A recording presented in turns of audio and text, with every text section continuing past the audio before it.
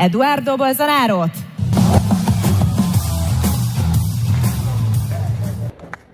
It's a pleasure to be here at the same stage that previously was the best Prime Minister of the world, Mr. Viktor Orbán. Passport sees it, seeing the possibility of the FBI kicking your door to accomplish with illegal court orders, or even being arrested as well as happened to a congressman like me.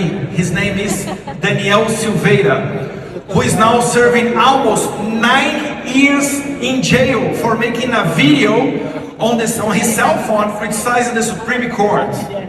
Daniel is now in prison for speaking. I ask you, is this a democracy? In a democracy, do they arrest a congressman for speaking? I could also mention here the case of Ms. Iraci Nagashi, a retired teacher, aged 71 years old, sentenced to 14 years in prison on the same day that she was preparing to have a surgery on her broken femur bone. She was convicted of 5 crimes. She was treated as a terrorist. Even just like her, about 1,500 other people were arrested on January 8th. Most of these people were just camping peacefully in front of military headquarters, kilometers away from the Congress, Supreme Court, and presidency buildings invaded at that day. I could also talk here about Bolsonaro's imprisoned assistants as his advisor for international affairs, Felipe Martins, the former general director of the Federal Highway Police, Silvinei Vasquez, Bolsonaro's direct advisors, Colonel Câmara and Colonel Cid, among many other prisoners accused of a coup d'etat that was never initiated or planned. They have been in prison for months awaiting trial. These people who participated on January 8th were actually revolted by the way that the elections in 2022 went.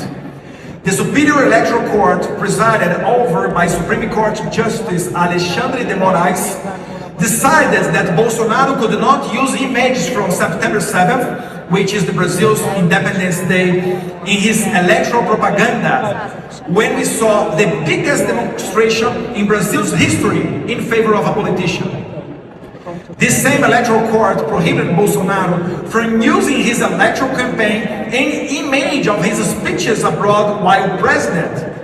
My father could not link Lula da Silva to the Venezuelan narco-dictator Nicolás Maduro and the dictator Daniel Ortega, who is arresting and kicking out even nuns from Nicaragua, as well as being banned from associating Lula with abortion.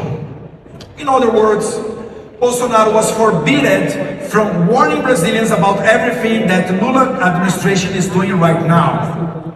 Finally, trust me that the electoral court banned Bolsonaro from even being able to broadcast live from his home. However, nowadays, one of the richest men in the world, Mr. Elon Musk, showed everyone how was a conversation behind the scenes between Alexandre de Moraes and the Twitter during and after the elections in 2022. As the American Congress requested all the communications made between the social network X, former Twitter, with Alexandre de Moraes and the Brazilian courts. Elon Musk delivered everything to the Judiciary Committee led by the excellent Congressman Jim Jordan, and they made a report of more than 500 pages entitled "The Attack on Free Speech Abroad and the Biden Administration's Silence, the Case of Brazil." Basically, American congressmen called de Moraes as dictator, and now they have requested the State Department to have all their communications with the Brazilian courts to find out if Joe Biden is using American taxpayers' money to finance the censorship and political prisons in Brazil. Jair Bolsonaro was banned from running an election campaign. The people were banned from supporting him, and they want to make us believe that this is a democracy. I went to the European Parliament in Brussels, together with a delegation of Brazilian congressmen, by invitation of our great friend from Vox Party, Herman Tesch, and the Dutch European Congressman Rob Ross, to denounce the such relative democracy as Lula calls it. While in Brussels, a press financed by George Soros published an article how Eduardo Bolsonaro and his team articulated punishments for Brazil with United States parliamentarians. This article from Soros agency was widely replicated in the Brazil press. At the same time, when I came back from Brussels, the Federal Police of Brazil inserted me in a report talking that we are doing anti-democratic things such as participating in live streamings at space in the X. After that, the chairman of the Supreme Court said that we have to stop this connection all around the world.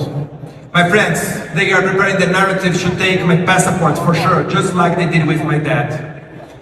The censorship virus all over the world is all over the world, but in Brazil there is something new that was born in coming from the hands of the Supreme Court, whose decisions there is no higher court to appeal.